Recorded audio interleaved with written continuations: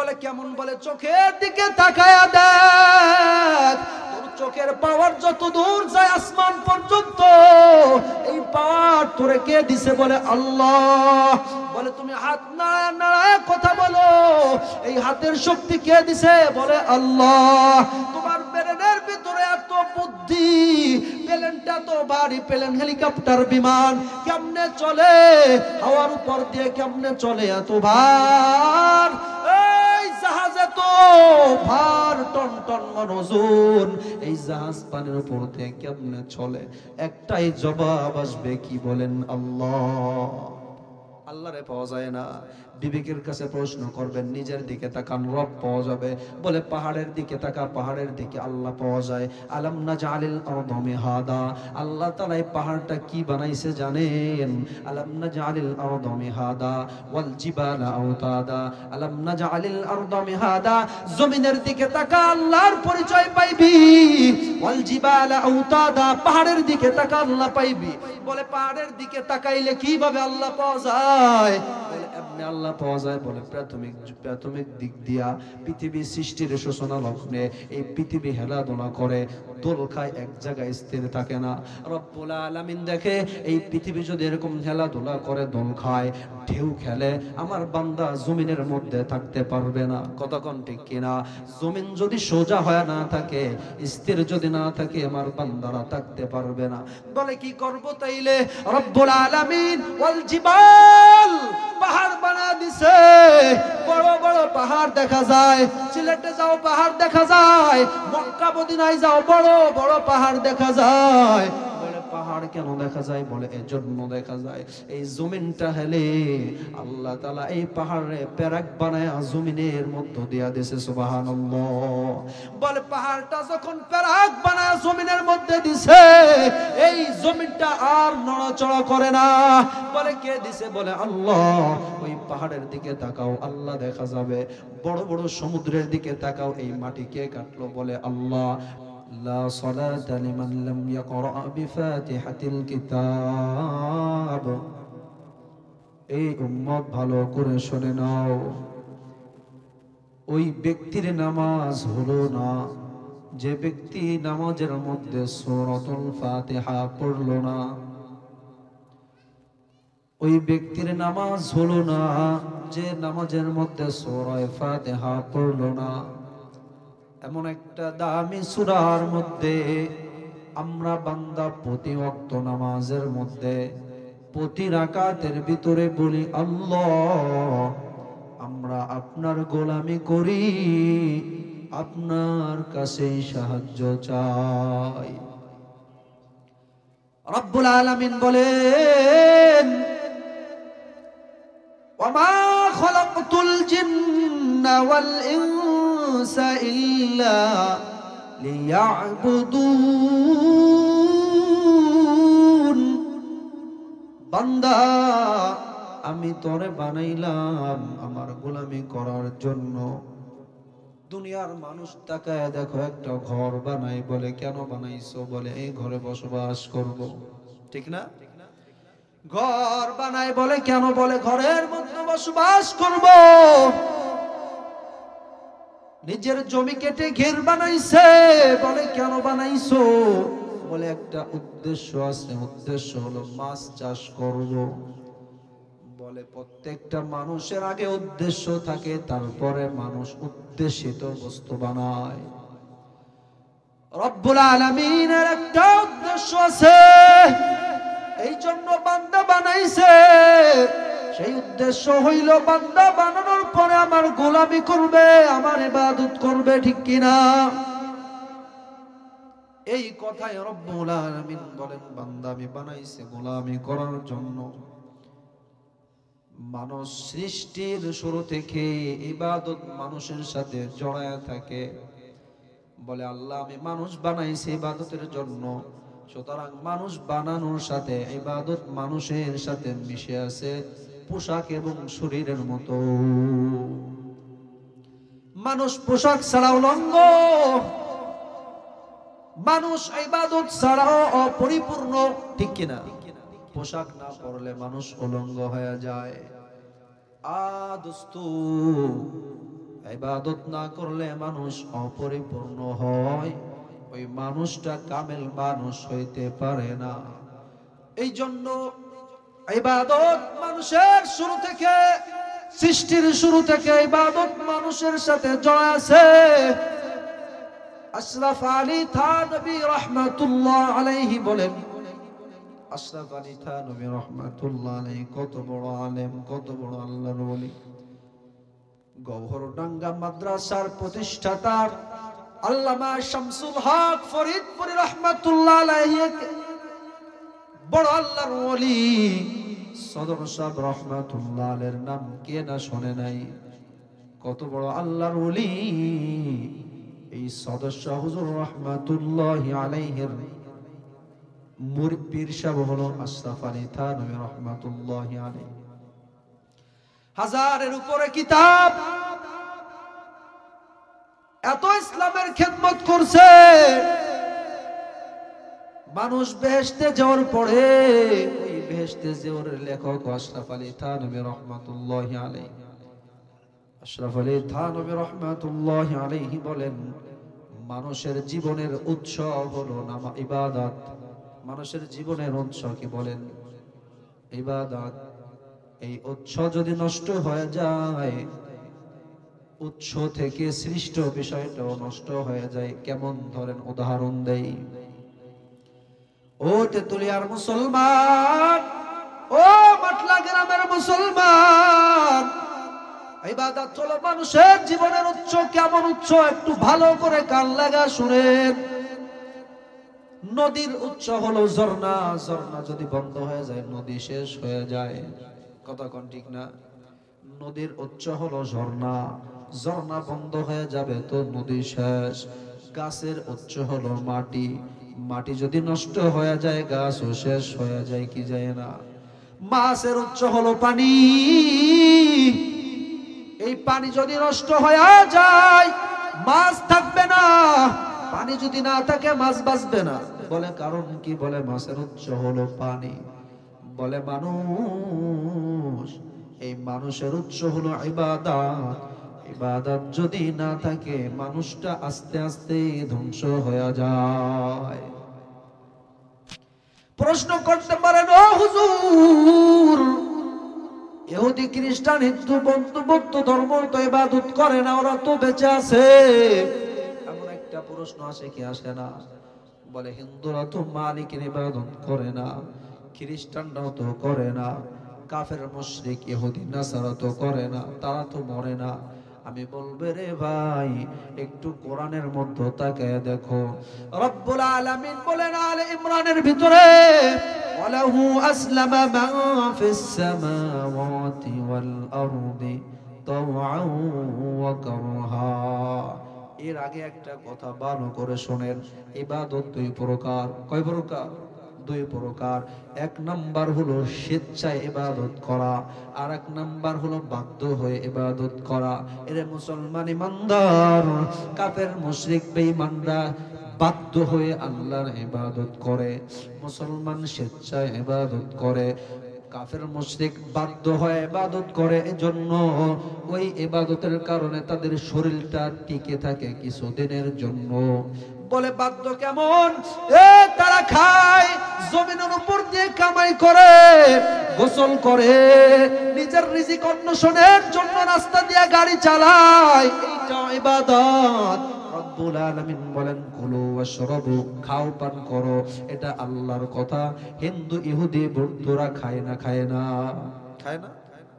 তা আল্লাহর কথা মানছে, বাধ্য হয় না, এসে চায় বাধ্য হয়। বলে না খাইলে তো জীবন বাঁচবে না। আল্লাহ কয় কুলু ওয়াশরাবু, খাও পান করো। ইহুদিরা বাধ্য হয়ে খায় পান করে, কারণ না খাইলে না পান করলে বাঁচবে না। রব্বুল আলামিন বলেন, কুল সিরু ফিল আরদি, জমিনের উপর ভ্রমণ কর। মুশরিক কাফেররাও জমিনের উপরে ভ্রমণ করে। করে কি করে না? এটা তো আল্লাহর কথা মানা হয়ে গেল বাধ্য হয়া। আল্লাহ বলে ওয়ান্তাশিরু ফিল আরদি ওয়াবতাগু মিন ফাদলিল্লাহ, এই বান্দা জমিনের মধ্যে ছড়ায়া যা, রিজিক অন্বেষণ কর। এটা মুসলমানও করে, ইহুদি খ্রিস্টান কাফেররাও করে। এই জন্য কাফেররা বাধ্য হয়ে আল্লাহর কথা মানতেছে। বলে জন্য দুনিয়ায় শরীর কিছুদিনের জন্য টিকে আছে, এই টিকে থাকার পরে আস্তে আস্তে ধ্বংস হইতে হইতে মারা যাবে। মারা যাওয়ার পরে জাহান্নামের মধ্যে গিয়ে বলবে আল্লাহ বাঁচাও, আল্লাহ বাঁচাও, আল্লাহ বাঁচাও। জাহান্নামের মধ্যে স্বেচ্ছায় আল্লাহকে ডাকবে না, বাধ্য হয়ে ডাকবে। বলে আযাবের মাত্রা বাড়ে, আযাব শরীরের মধ্যে লাগে, এখন বাধ্য হয়ে আল্লাহরে জাহান্নামেও ডাকে, ঠিক কিনা? বলে ইবাদত দুই প্রকার, বাধ্য এবং স্বেচ্ছায়। ইহুদি খ্রিস্টানেরা বাধ্য হয়ে আল্লাহর ইবাদত করে, এই জন্য জমিনের মধ্যে কিছু সময় চলে, যার কারণে তাদের শরীরটা টিকে থাকে, আস্তে আস্তে ভিতরের রূহটা ধ্বংস হয়ে যায়। এ দোস্ত, মানুষের ভিতরে একটা রূহ আছে। আশরাফ আলী থানভী রাহিমাহুল্লাহ বলেন, বুজুর্গানে দিন কাশফের মাধ্যমে দেখছে প্রতিটা মানুষের ভিতরে যে রূহটা আছে, ওই রূহটার হাত পা আছে। বলেন আল্লাহু আকবার।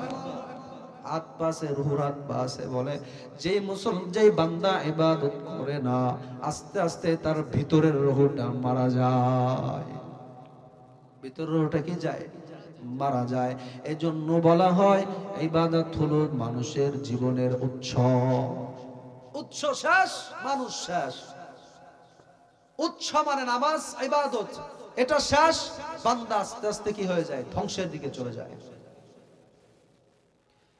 দোস্তরে আমার, কেউ 50, 60, 70 বছর বয়স পায়, এই পুরা জিন্দেগিটা ইবাদত হিসেবে গণ্য হওয়ার জন্য 5টা কাজ করা লাগে। ওয়াজ শুধু কইরা যামু না, ওয়াজের মধ্য থেকে কিছু আপনাদেরকে দেয়া যাবে, একটু খেয়াল করে মনে রাখবেন। সুরের ফোয়ারায় ভেসে যেন না। বলে পুরা জিন্দেগিটা 60, 70 বছর, কে কতদিন বাঁচবে আল্লাহ জানে। বলে এই যে যতদিন বাঁচবে, পুরা জিন্দেগিটা ইবাদত হিসাবে গণ্য হওয়ার জন্য কয়টা কাজ করা লাগবে? 5টা। কয়টা? 5টা। খুব খেয়াল দিবেন। আশরাফ আলী থানভী রাহমাতুল্লাহ বলেন 5টা কাজ। 1 নাম্বার হলো আকীদা, 2 নাম্বার ইবাদত, 3 নাম্বার মুআমালাত, 4 নাম্বার মুআশারাত, 5 নাম্বার আখলাক। এক একটার ব্যাখ্যা আমি বলে দিব। 1 নাম্বার আকীদা মানে বিশ্বাস, 2 নাম্বার ইবাদত মানে আমল, 3 নাম্বার মুআমালাত মানে লেনদেন, 4 নম্বরে মুআশারাত মানে পরস্পর বসবাস, 5 নম্বরে আখলাক মানে চরিত্র। বলে এই 5টা আমল যদি কেউ করে, 5টা কাজ যদি কারোর মধ্যে হয়ে যায়, সেই ব্যক্তির পুরো জিন্দেগিটা ইবাদতের মধ্যে গণ্য হবে। 5টা কাজ বলবো, মনে রাখবেন ইনশাআল্লাহ। 1 নম্বরে আকীদা। আকীদা মানে বিশ্বাস। বিশ্বাস অন্তরের সাথে। বিশ্বাস কিসের সাথে? অন্তরের সাথে। বিশ্বাস কেমন বিশ্বাস? রব্বুল আলামিন আছে না নাই? আওয়াজ দিয়া বলেন, রব আছে না নাই?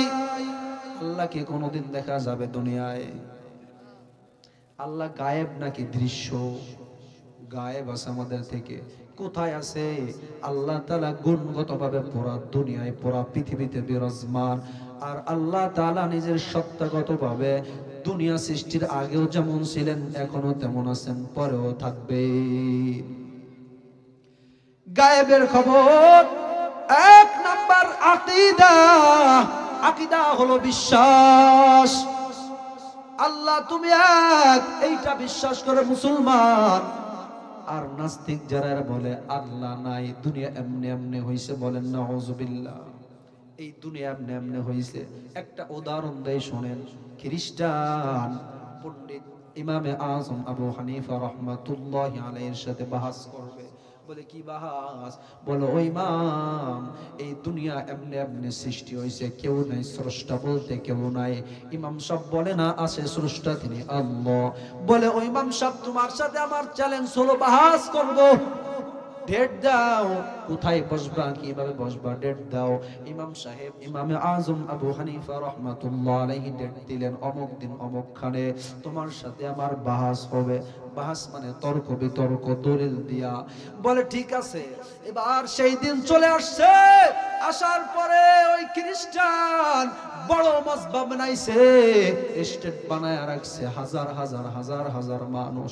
কে না জানি আজকে জিতে যাবে, সবার মনের ভিতরে আশা কে জিতবে কে জিতবে। খ্রিস্টান পণ্ডিত স্টেটের মধ্যে উপস্থিত, কিন্তু ইমাম সাহেব আসে না, একটু দেরি করতেছে। যেই টাইমে বাহাস হওয়ার কথা ছিল দেরি হইতেছে। খ্রিস্টান বড় আনন্দ পায় যে ইমাম সাহেব ভয় পাইছে, আসবে না। আসলে কি বিষয়টা এমন নাকি?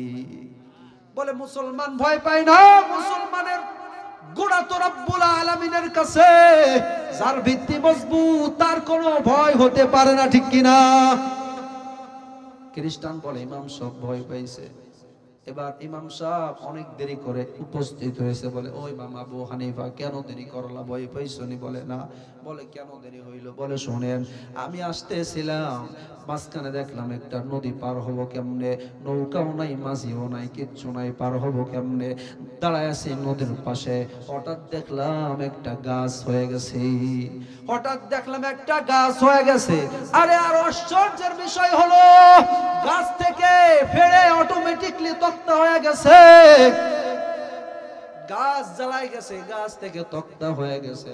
বলে এখানেই শেষ না ও ভাই, আস্তে আস্তে দেখলাম ওই তক্তাগুলো নৌকা হয়ে যাইতেছে। এরপরে নৌকা হওয়ার পরে ওই নৌকা পাড়ি দিয়ে আসছি, এজন্য দেরি হয়ে গেছে। খ্রিস্টান বলে মাথা ঠিক আছে না গেছে? মাথা ঠিক আছে না গেছে? বলে মাথা আমার সব ঠিক আছে। বলে একটা গাছ এমনি এমনি কেমনে হয়, কেমনে কেমনে তক্তা হয়, কেমনে কেমনে নৌকা হয় মিস্ত্রি ছাড়া? ইমাম সাহেব আপনার মাথা ঠিক নাই। ইমাম সাহেব বলে এই আমার মাথা ঠিক আছে, তোমার মাথা ঠিক নাই। একটা গাছ এমনি এমনি যদি না হইতে পারে, এমনি এমনি যদি তক্তা না হইতে পারে, এমনি এমনি যদি নৌকা না হইতে পারে, এত বড় পৃথিবী কেমনে এমনে এমনে হইল? সুবহানাল্লাহ বলবেন। ইমাম সাহেবের যুক্তিতে খ্রিস্টান শেষ হয়ে গেছে। বলে একটা নৌকা যদি এমনে এমনে না হয়, এই পৃথিবী এমনে এমনে হয় না, পিছনে আল্লাহ, ঠিক কিনা? সুতরাং আমাদের বিশ্বাস আল্লাহ আছেন না নাই? আল্লাহ তাআলা আছেন, পুরো দুনিয়া চালায়। আল্লাহরে দেখা যায় না। আল্লাহরে কি যায় না? দেখা যায় না। আল্লাহ বলেন লা ইউদরিকুল আবসার ওয়া হুয়া ইউদরিকুল আবসার ওয়া হুয়াল লাতীফুল খবীর। চামড়া চক্ষে রবকে দেখা যায় না। এ মানুষ, তোমার চর্মচক্ষু দিয়ে আল্লাহকে দুনিয়ায় দেখতে পারবা না, তবে আখিরাতে দেখবা। সুবহানাল্লাহ বলেন। আখিরাতে দেখা যাবে। বলে কেমন একটা ঘটনা শোনায়। মুজাদ্দিদে মিল্লাত আশরাফ আলী থানভী রাহমাতুল্লাহ আলাইহি একটা সুন্দর ঘটনা বর্ণনা করছেন। ভারতের একটা ঘটনা, ভারতের ঘটনা। আশরাফ আলী থানভী রাহমাতুল্লাহ আলাইহি বলতেছেন, এক জমিদার, তার টাকা পয়সার কোনো অভাব নাই, গাড়ি বাড়ির অভাব নাই, ধন সম্পত্তির অভাব নাই, জনবলের অভাব নাই, কোনো কিছুর অভাব নাই। জমিদার বাবু, এই জমিদারের কোনো কিছুর অভাব নাই। জমিদার একদিন মনে মনে ভাবতেছে, এত সম্পদ আমারে দিল, এত সম্মান আমারে দিল, কিন্তু যে আমার এত সম্পদ দিল, এত আমার সম্মান দিল, কে দিল? তারে দেখতে বড় মনে চায়। একজন হিন্দুর মনে চেতনা, এত কিছু আমারে রব দিল, কিন্তু কে দিল? তারে দেখতে বড্ড মনে চায়। সুবহানাল্লাহ বলে। ও মুসলমান, কত সম্পদ পাইলা, একটা বড় ভাবলা নাই রব আমারে দিছে, একটা বড় আমি মসজিদে গিয়া সিজদা দেই। এত সম্পদ আমারে আল্লাহ দিছে, আমি আল্লাহর একটা সিজদা দেই। আমার সন্তান আমেরিকা থেকে কোটি কোটি টাকা কামায়, আমি আমার মালিকের একটা সিজদা দেই। এই মালিক তো আমারে সন্তান দিছে, এই মালিক আমার সন্তানকে আমেরিকা পাঠাইছে, এই মালিক আমার সন্তানরে ইতালি পাঠায় দিছে, এই মালিক আমার এত সম্পদ দিছে, এত আমারে সম্মান দিছে, তো ভুই দিয়েছে, এত সম্পদ, সেই মালিকরে আমার চিনতে বড় মনে চায়। বলে মালিক রে তো দুনিয়ায় দেখা যায় না, খুঁজতে হয়। কতক্ষণ ঠিক না? কেমন করে খুঁজবেন ঘটনা পরে বলে। রব্বুল আলামিন আল্লাহর নবী মুহাম্মদুর রাসূলুল্লাহ সাল্লাল্লাহু আলাইহি ওয়াসাল্লাম হাদিসের মধ্যে বলেন, মান আরাফা নাফসাহু ফাকাদ আরাফা রাব্বা, যে নিজেকে চেনে সে তার রবকে চিনিয়া যায়। বলে কেমন? বলে চোখের দিকে তাকায়া দেখ, তোর চোখের পাওয়ার যত দূর যায় আসমান পর্যন্ত, এই পাওয়ার তোরে কে দিছে? বলে আল্লাহ। বলে তুমি হাত নাড়ায় নাড়ায় কথা বলো, এই হাতের শক্তি কে দিছে? বলে আল্লাহ। তোমার ব্রেনের ভিতরে এত বুদ্ধি, প্লেনটা তো ভারী প্লেন, হেলিকপ্টার, বিমান কেমনে চলে, হাওয়ার উপর দিয়ে কেমনে চলে, এত ভার, এই জাহাজে তো ভার, টন টন মনোজন, এই জাহাজ পানির উপর দিয়ে কেমনে চলে? একটাই জবাব আসবে, কি বলেন? আল্লাহ। আল্লাহরে পাওয়া যায় না। বিবেকের কাছে প্রশ্ন করবেন, নিজের দিকে তাকান, রব পাওয়া যাবে। বলে পাহাড়ের দিকে তাকা, পাহাড়ের দিকে আল্লাহ পাওয়া যায়। আলাম নাজআলিল আরদা মিহাদা, আল্লাহ তাআলা এই পাহাড়টা কি বানাইছে জানেন? আলাম নাজআলিল আরদা মিহাদা ওয়াল জিবালা আওতাদা, আলাম নাজআলিল আরদা মিহাদা, জমিনের দিকে তাকা, আল্লাহর পরিচয় পাইবি। ওয়াল জিবালা আওতাদা, পাহাড়ের দিকে তাকা, আল্লাহ পাইবি। বলে পাহাড়ের দিকে তাকাইলে কিভাবে আল্লাহ পাওয়া যায়? বলে এমনি আল্লাহ পাওয়া যায়। বলে প্রাথমিক দিক দিয়া পৃথিবীর সৃষ্টির সূচনা লগ্নে এই পৃথিবী হেলাদোলা করে, দোল খায়, এক জায়গায় স্থির থাকে না। রব্বুল আলামিন দেখে এই পৃথিবী যদি এরকম খেলাধুলা করে, দোল খায়, ঢেউ খেলে, আমার বান্দা জমিনের মধ্যে থাকতে পারবে না। কতক্ষণ ঠিক কিনা? জমিন যদি সোজা হয় না থাকে, স্থির যদি না থাকে, আমার বান্দারা থাকতে পারবে না। বলে কি করব তাইলে? রব্বুল আলামিন ওয়াল জিবাল, পাহাড় বানা দিছে, বড় বড় পাহাড় দেখা যায়। সিলেটে যাও পাহাড় দেখা যায়, মক্কা মদিনায় যাও বড় বড় পাহাড় দেখা যায়। বলে পাহাড় কেন দেখা যায়? বলে এজন্য দেখা যায়, এই জমিনটা হেলে আল্লাহ তাআলা এই পাহাড়ে পেরাক বানায় জমিনের মধ্যে দিয়া দিয়েছে। সুবহানাল্লাহ। বলে পাহাড়টা যখন পেরাক বানায় জমিনের মধ্যে দিছে, এই জমিনটা আর নড়াচড়া করে না। বলে কে দিছে? বলে আল্লাহ। ওই পাহাড়ের দিকে তাকাও, আল্লাহ দেখা যাবে। বড় বড় সমুদ্রের দিকে তাকাও, এই মাটি কে কাটলো? বলে আল্লাহ। আল্লাহর পরিচয় পাওয়া যায়। এই আফালা ইয়ানজুরুনা ইলাল ইবলি কাইফা খুলিকাত, এই উটের দিকে তাকায় দেখ, উট অন্য অন্য প্রাণী থেকে ভিন্ন একটা প্রাণী, ওই প্রাণীর দিকে তাকাইলে আল্লাহ পাওয়া যায়। উটের দিকে তাকাও, আল্লাহ বলে ওয়া ইলাল আরদি কাইফা নুসিবাত ওয়া ইলাল আরদি কাইফা সুতিহাত, জমিনের দিকে তাকা, কেমন ভাবে আল্লাহকে পাইবি? বলে এই জমিনটাকে আল্লাহ বিছানা বানায় দিছে। জমিনটা যদি উঁচু নিচু হয়, জমিনটা যদি সমান না হয়, বান্দা ভুইক্ষেত করতে পারবে না, বান্দা ঘুমাইতে পারবে না। আমি আল্লাহ জমিনকে সমান বানায় দিয়েছি। এই জমিনের মধ্যে যদি তাকাও, আল্লাহর পরিচয় পাওয়া যাবে। আল্লাহর পরিচয় পাওয়া যাবে। ব্রেনের ভিতরে এমন তার দিয়ে আল্লাহ তাআলা মগজটারে বানাইছে, কত কত শত কিলোমিটার লম্বা ওই তারটা। সুবহানাল্লাহ। বলে এমন একটা মেমোরি দিছে, কত শত কথাই মেমোরির ভিতরে, প্রত্যেকটা প্রকার স্বাদ এই জিহ্বা বলে দেয় এটা তিতা না মিঠা, ঠিক কিনা? বলে জিহ্বার কত দাম, তুমি জিহ্বার দিকে তাকাইবা, আল্লাহ পাওয়া যায়। দলিল নেন, আমার সম্পর্কে বিয়াই হয়, বিয়াই ঢাকা বড় একটা হসপিটালে চাকরি করে। আমারে বসায় বলে, বিয়াই বয়ান তো করো দেখি, একটা ঘটনা শোনাই, বয়ানের সময় কাজে লাগবে। বলে বিয়াই কি ঘটনা বলেন? বিয়াই শুরু করে দিল। বিয়াই, আমরা হাসপাতালে থাকি, ওইখানে একটা ব্যক্তি আসছে। বলে কেন আসছে? বলে গ্রামের বাড়ি থেকে পুঁটি মাছ দিয়ে আর শাক দিয়ে ঝোল রান্না করে পাঠাইছে, গ্রামের থেকে ঢাকা পাঠাইছে। ওই ব্যক্তির 3-4টা ফ্ল্যাট টাকার ভিতরে আছে, টাকার অভাব নাই, কিন্তু একটা দোষ, ওই বেচারা সুদে টাকা লাগায়া দেয়, অবৈধভাবে সম্পদ ইনকাম করে। বলে কেন? সম্পদ বাড়াবার জন্য বাড়ি থেকে গ্রাম থেকে পুঁটি মাছ রান্না করে পাঠাইছে, শাক দিয়া পাঠাইছে। এবার যখন বাসায় পৌঁছায় গেছে, একটু ঝোল সালন খাওয়ার জন্য জিব্বাই নিছে, একটা পুঁটি মাছও সাথে নিছে। পুঁটি মাছটা যখন চাবান দিছে, চাবান দেওয়ার পরে ছোট্ট একটা কাটা জিব্বার মধ্যে ঢুকে গেছে। কথা বুঝতেছেন? ছোট্ট একটা কাটা জিব্বার মধ্যে ঢুকে গেছে। আস্তে আস্তে চুলকায় চুলকায় জিব্বাটা। এবার আয়নার সামনে গিয়ে একটু হা করে জিব্বা বের করে দেখে একটু লাল হয়ে গেছে, আরো চুলকায়। রাত হয়ে গেল, আরো চুলকায়। চুলকাইতে চুলকাইতে জিব্বা ফুলে গেছে। এবার ডাক্তারের কাছে গেছে। ডাক্তার সাহেব চেক আপ করে বলে, ও ধনী সাহেব, নাম বলে নাই এজন্য আমি ধনী সাহেব বলি, বলে ও ধনী সাহেব, আপনার জিব্বার মধ্যে ক্যান্সার হয়ে গেছে। এক রাতের ডিফারেন্স কে দিল?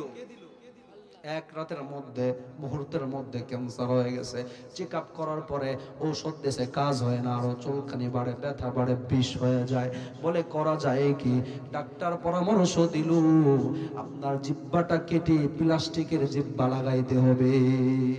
কারণ যদি আপনি না কাটেন, ওই জিব্বার ক্যান্সার আপনার পুরো বডির মধ্যে আঘাত করবে, তখন আর বাঁচার উপায় থাকবে না। অল্পতে আপনি জিব্বা কাটতে হবে। নিরুপায় হয়ে সিগনেচার করলো, ঠিক আছে আমার জিব্বা কাটা হোক। এবার ডাক্তার সাহেব শুরু করে দিল অপারেশন। জিব্বাটা কেটে ফেললো। জিব্বা কাটার আগে সেকেন্ডে সেকেন্ডে কত কথা সে বলতে পারতো।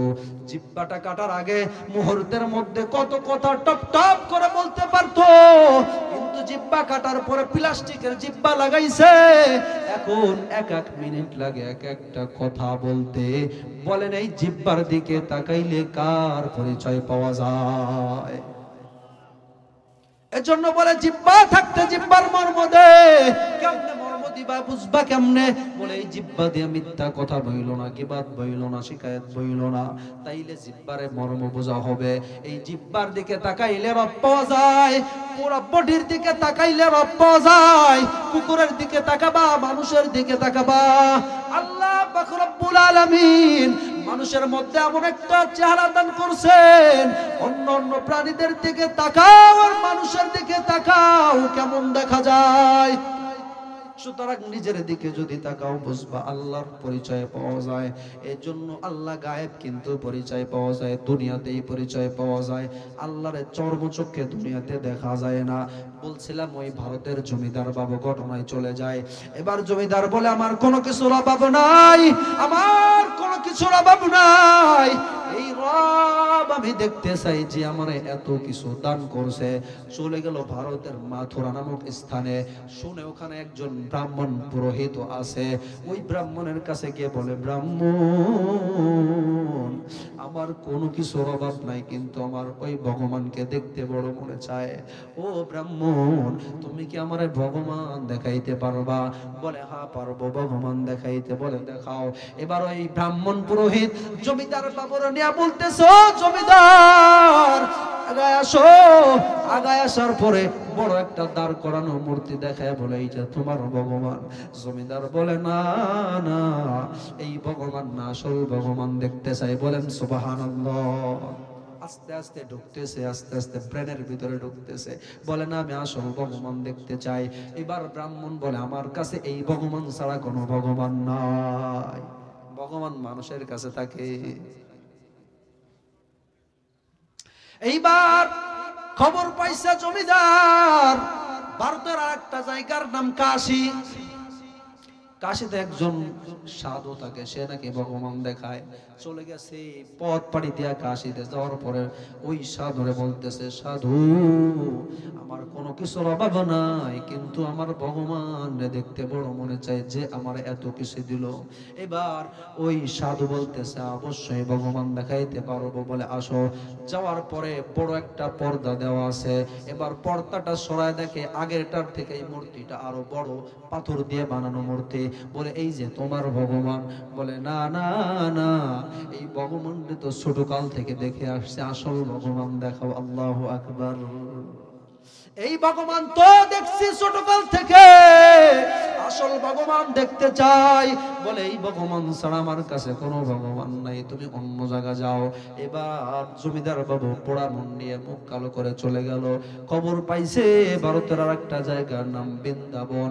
বৃন্দাবনের মধ্যে এমন এক সাধু সন্ন্যাসী আছে, সে নাকি আসলেই ভগবান দেখাইছে।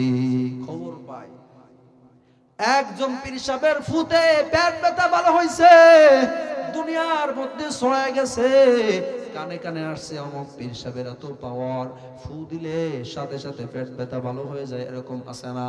মানুষের মুখে মুখে শুনে জানা যায়। ওই জমিদার বাবু মুখে মুখে শুনছে অমুক অমুক সাধু সন্ন্যাসী আসলে ভগবান দেখায়। বলে এর কাছেই তো যাওয়া দরকার। এবার বহু পথ পাড়ি দিয়া ওই জমিদার ওই সাধু সন্ন্যাসীর কাছে গেছে। যাওয়ার পরে বলে, সাধু বাবা, আপনার নাকি ভগবান দেখাইতে পারেন? আমার বড় মনে চায় ভগবান দেখতে, কোনো কিছুর অভাব নাই, কিন্তু একটাই মনে শূন্যতা, আমি আমার ভগবানরে দেখব। এবার বলে ওই সাধু বলতেছে, ভগবানরে যদি দেখতে চাও রাত গভীর পর্যন্ত অপেক্ষা করতে হবে, কারণ দিনের বেলা ভগবান আসে না। রাত যখন গভীর হয়ে যায়, চারিদিক নীরব নিস্তব্ধ হয়ে যায়, মানুষ গভীর ঘুমের মধ্যে চলে যায়, ওই সময় ভগবান আসে আমার কাছে পদার্পণ করে। অপেক্ষা করো, আমার দরগায় স্থান নাও, এখানে রেস্ট করো, ভগবান দেখাবো। এবার রেস্ট করতে লাগলো। রাত্র যখন গভীর, এবার ওই সাধু বলতেছে, ও জমিদার মশাই আসো, ভগবান আসছে, দেখা যাও। জমিদার তো বড্ড খুশি, ভগবান দেখবে। এবার ওই সাধু সন্ন্যাসী জমিদার রে নিয়া মুরব্বির মতো একটা জায়গার কাছে নিয়ে যায়। যাওয়ার পরে এবার হাত দিয়ে ইশারা করে, ও জমিদার, ওই যে দেখো একটা আলো এদিক ওদিক যায়, ওই যেই ভগবান। এবার জমিদার বাবু জমিদার মশাই একটু আনন্দ পাইছে, কিন্তু সন্দেহ যায় না, আসল ভগবান না, সন্দেহ থেকেই যায়। এবার জমিদার মশাই বলে, না আমি ভগবানের কাছে যাব। বলে না, কাছে যদি যাও জ্বলে পুড়ে সারকার হয়ে যাবা। তার মানে বোঝা গেল ওটা হলো বাটফার, ঠিক কিনা? জায়গায় বৈশা অনেক পীর সাহেব আছে না, বলে আমার দরবারে সন্তান দেওয়া হয়, সন্তানের অভাব নাই, তুমি গরিব মানুষ, আমার এখানে আসো, বড় লোক হয়ে যাইবা। এরকম ভণ্ড পীর বাংলার জমিনে অভাব নাই, ঠিক কিনা? ওদের কাছে গেলি বলে সাওয়াল মেয়ে পাওয়া যায়। এই জন্য এরকম দুনিয়া নবী স্বার্থ সন্ন্যাসী কিছু মানুষ মানুষকে ধোঁকা দিয়ে নিজেদের পকেট গরম করে, মানুষ তার পিছনে ছুটে যায়। এবার জমিদার মশাই দৌড় মারছে। এবার জমিদার দৌড় দেওয়ার পরে কাছে গিয়ে দেখে একটা কাসিম, কাসিমের পিঠটা একটু ঢালা থাকে, শক্ত থাকে, ওই কাসিমের উপর চিমেট দিয়ে ঢালাই দিয়ে একটা পাটাতন বানায়া রাখছে। ওই পাটাতনের ভিতরে একটা মোমবাতি জ্বালায় দিছে। ওই কাসিম ঘোরায় এদিক ওদিক ঘুরে, আর ওই আলোটাও যায়। আর এই সাধু মানুষরে বুঝায় এই যে ভগবান, আর মানুষ এইটা বুঝে তারে বড় বড় হালুয়া রুটির প্যাকেট দেয়। জমিদার মশাইয়ের কাছে ধরা খাইছে। জমিদার মশাই ব্যাক করে বলতেছে, ও সাধু, এইটা তো ভগবান না, এটা তো একটা কাসিম। সাধু বলে, খাইছে রে? বলে, এই ভগবান ছাড়া আমার কাছে কোনো ভগবান নাই। কিন্তু জমিদার মশাই, তোমার পায়ে ধরি এই কথা কারোর কাছে বলবা না, কারোর কাছে যদি বলো আমার চেয়ার থাকবে না। বলে, ও জমিদার, যতদিন মনে চায় আমার দরবারে খাও, হালুয়া রুটির অভাব নাই, কিন্তু কারোর কাছে বলবা না। জমিদার মশাই ডাক দিয়ে বলে, এরে সাধু, আমার দরবারে খানার অভাব নাই, আমারে ভগবান সব দিছে, আমার এই হালুয়া রুটি খাওয়ার কোনো প্রয়োজন নেই, আমি আসল ভগবান চাই, হালুয়া রুটি চাই না। এবার জমিদার মশাই ওখান থেকে চলে আসছে ক্লান্ত শ্লান্ত বন্যা। আসার পরে এবার খবর পাইছে মসজিদে গেছে, মসজিদের ভিতরে মুসল্লিরা নামাজ পড়ে, জায়গা মতো যাইতেছে, বলেন সুবহানাল্লাহ। মসজিদের মধ্যে যাওয়ার পর এক মুসল্লিরে ডাক দিয়ে বলে, এই এলাকার ভিতরে, এই দেশের ভিতরে সব চাইতে বড় আলেমকে? ওই মুসল্লি যার নাম বলে তার ঘটনাই বলি, আশরাফ আলী থানভী রহমাতুল্লাহি আলাইহি। বলে, তার কাছে যাও, তুমি ভগবান দেখতে পারবা। এবার জমিদার মশাই খুশিতে দৌড় শুরু করছে। দৌড়ায়া দৌড়ায়া অনেক পথ পাড়ি দিয়ে আশরাফ আলী থানবীর কাছে গেছে, বলে হুজুর আপনার প্রশংসা শুনলাম, সবার মুখে শুনি আপনি প্রশংসার পাত্র হয়ে গেছেন, হুজুর আপনি আমার ভগবান দেখান। ব্রাহ্মণের কাছে গেলাম, ধোকা দিল, সাধুর কাছে গেলাম, ধোকা দিল, সাধু সন্ন্যাসীর কাছে গেলাম, ধোকা দিল। আমার মনে কয় হুজুর আপনি আমারে ধোকা দিবেন না, আমারে ভগবান দেখায় দেন। আশরাফ আলী থানবীকে বলতেছে, হুজুর আপনি যদি আমারে ভগবান দেখান আমি কথা দিলাম মুসলমান হব। আশরাফ আলী থানবী রাহমাতুল্লাহি আলাইহি বলতেছেন, ও জমিদার তুমি মুসলমান হও বা না হও এটা আমার কোনো প্রয়োজন নাই, কিন্তু সত্য কথা হইল দুনিয়ায় চর্মচক্ষু দিয়া আল্লাহকে দেখা যায় না। জমিদার বাবুর হৃদয় খান খান, মুখটা পুড়ে কালো হয়ে গেছে, সব জায়গা ধোঁকা খাইলাম, হুজুর আপনিও ধোঁকা দিলেন। এবার আশরাফ আলী থানবী বলতেছে, তবে একটা সত্য কথা শোনো, তুমি যদি মুসলমান হয়ে আমল করে মরো, যদি জান্নাতে যাও অবশ্যই জান্নাতের মধ্যে আল্লাহকে দেখা যাবে। সুবহানাল্লাহ। এই কথাটা জমিদারের মধ্যে এমন ভাবে হিট লাগছে, জমিদার সাথে সাথে বলে, হুজুর হাতটা বাড়া দেন, আমি মুসলমান হব। আল্লাহু আকবার। মুসলমান হয়ে গেল। সত্য কথার হাসর। জান্নাতে কেমন আল্লাহকে দেখবেন? আল্লাহর নবী বলেন, মুহাম্মদুর রাসূলুল্লাহ সাল্লাল্লাহু আলাইহি ওয়াসাল্লাম বলেন, ও সাহাবা একরাম জান্নাতে কে আল্লাহকে দেখা যাবে। বলে কেমন করে? বলে তোমরা পূর্ণিমার চাঁদ যখন ওঠে পুরা দুনিয়া ছড়ায়া যায়, সমস্ত মানুষ ওই চন্দ্রকে দেখে, ঠেলা ঠেলির কোনো প্রয়োজন হয় না, যার যার স্থান থেকে চাঁদকে দেখা যায়। বলে হ্যাঁ দেখা যায়। বলে জান্নাতের মধ্যে মুমিন বান্দা বান্দি এমন ভাবে আল্লাহকে দেখবে, পূর্ণিমার চাঁদের মতো দেখবে, কোনো ভিড়া ভিড়ি করা লাগবে না। সুতরাং বিশ্বাস রাখতে হবে আল্লাহ আছে, কিন্তু দুনিয়ায় দেখা যায় না, জান্নাতের মধ্যে দেখা যাবে। কথাখন ঠিক না? এই এক নাম্বার হলো আকীদা। আর আকীদা আছে জান্নাত জাহান্নাম সত্য না মিথ্যা। জান্নাতও দেখা যায় না, জাহান্নামও দেখা যায় না, কিন্তু মুসলমান অনেক কবর থেকে আগুন বের হইতে দেখা যায়। আমাদের পার্শ্ববর্তী একটা গ্রামের নাম বলবো না, চিনা ফেলবেন, গীবাত হয়ে যাবে। আমি আপনাদেরকে বলি, লোকটা সুদ খাইতো। কবর যখন খনন করা হইল, সঙ্গে সঙ্গে দেখা গেল কবরটা পোকা মাকড়ে ভরে গেছে। নাউজুবিল্লাহ। চাক্ষুষ প্রমাণ দেখা যায়। অনেক কবরে ধোঁয়া বের হইতে দেখা যায়, আগুন বের হইতে দেখা যায়। সুতরাং জাহান্নাম আছে না নাই, এইটা বিশ্বাস করতে হবে, আকীদা ঠিক করতে হবে। বলে মরার পরে জিন্দা হওয়া লাগবে কি লাগবে না? বলে হ্যাঁ লাগবে।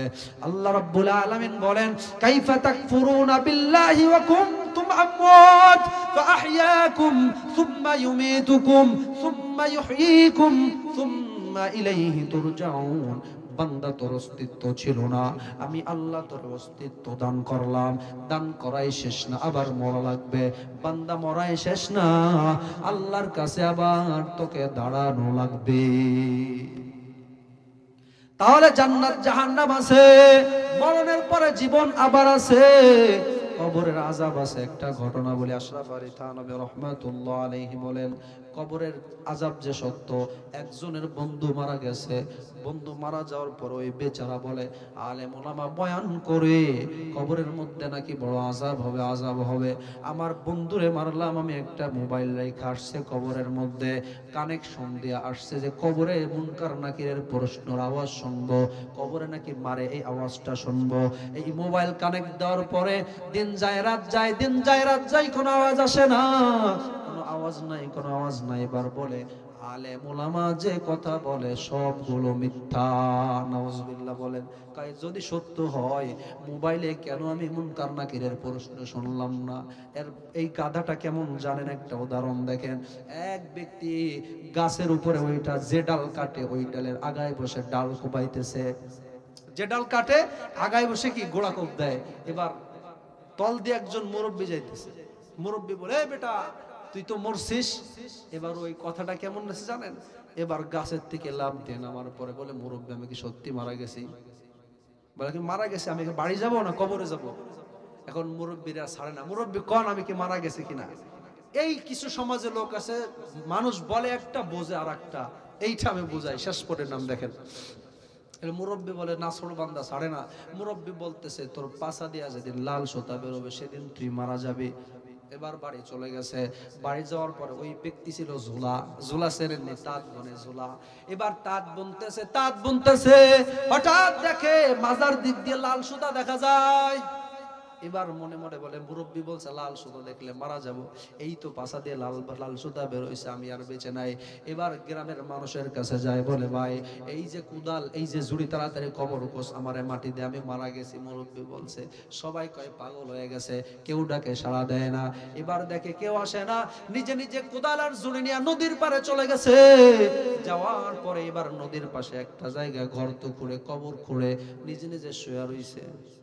এদিক দিয়ে আবার ইংরেজ একটা দারোগা, ইংরেজ দারোগা আসার পথে নৌকা থেকে নামছে, কোনো কুলি পায় না, বোঝা কারে দিয়ে বহন করবে। ইংরেজের হাতে মিষ্টির টুল্লাও আছে, কিছু একটা বাক্স আছে, কোনো মানুষ পায় না।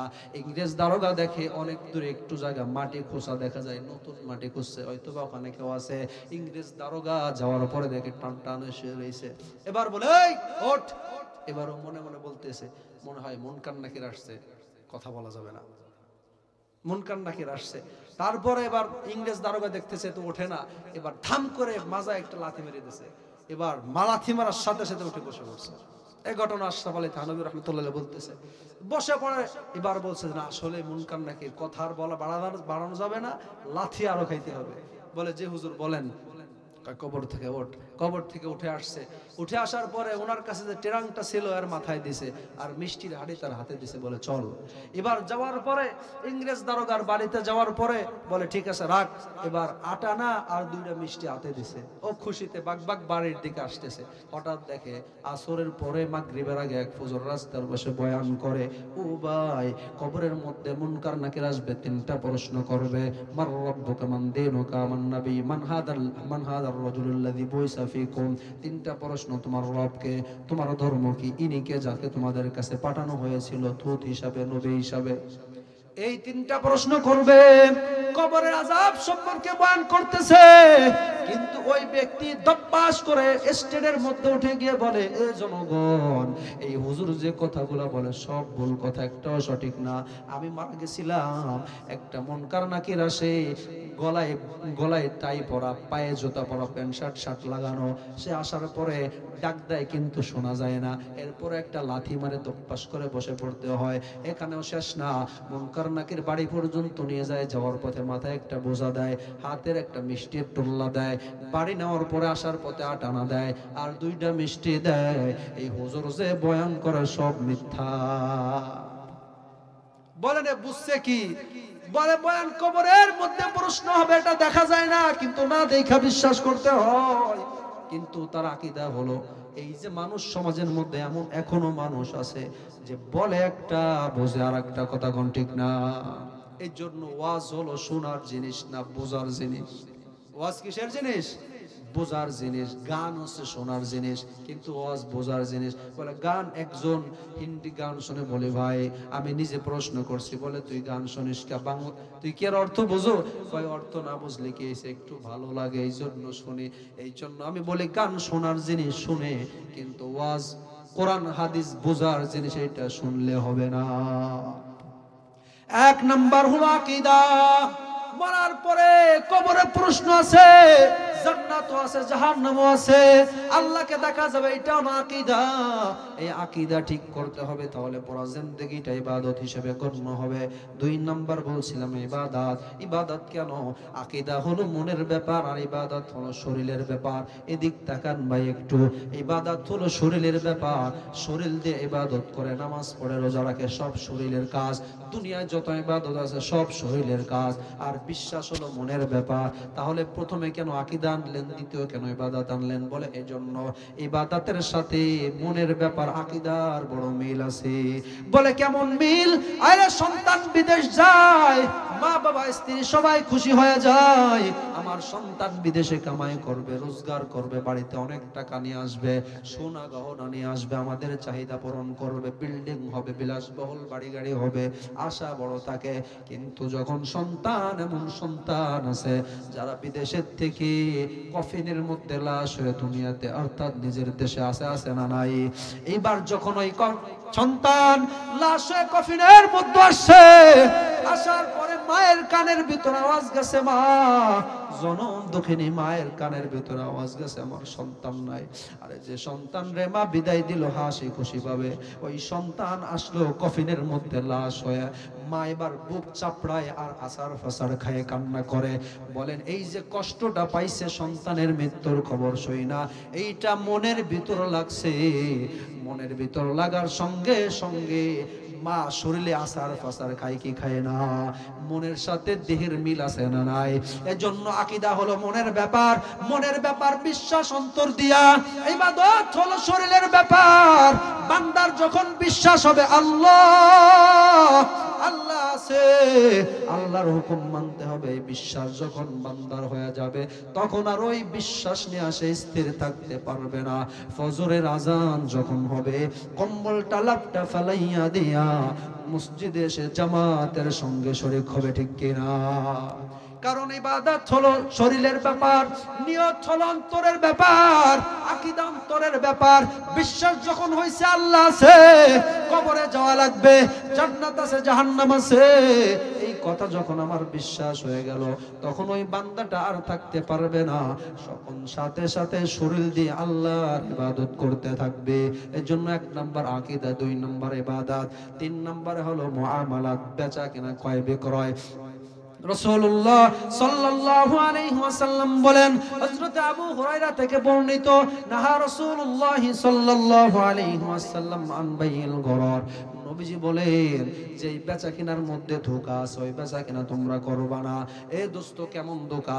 দুধের মধ্যে পানি মিশায়, পানির মধ্যে দুধ মিশায়, একই অবস্থা। এরকম যদি হয় ওইটা ধোঁকা হইল কি হইল না? ধোঁকা হয়ে গেল। ক্রয় বিক্রয় নিষেধ। পাট বিক্রি করছো, ভিতরে ইট দিয়া দিছো, এটা ধোঁকার ব্যবসা। ধান চাষ করছো, ধান হয়েছে, এখন প্রয়োজন ধান বিলাইতে হবে, বেচতে হবে, তুমি জমা রাইখা দাম যখন বাড়বে তখন ধান বিক্রি করবা, এইটা ধোঁকা। মানুষের এখন প্রয়োজন কিন্তু তুমি জমা রাইখা পরে বেচতে চাইতেছো। তাহলে আমাদের 3 নম্বর হলো কি? মুআমালাত, বেচা কেনা ক্রয় বিক্রয় বৈধ পন্থায় করা। 4 নম্বরে মুআশারাত, মানুষের সাথে আচরণ সুন্দর করা, ভালোভাবে বসবাস করা। 5 নম্বরে আখলাক, চরিত্রকে ভালো করা। রব্বুল আলামিন সব ব্যাখ্যা দিতে পারলাম না, আগামীতে যদি সময় আশেপাশে ইনশাআল্লাহ বলবো। আল্লাহ তাআলা তৌফিক দান করেন। ওয়া আখির দাওয়ানা আনিল হামদুলিল্লাহি রাব্বিল আলামিন।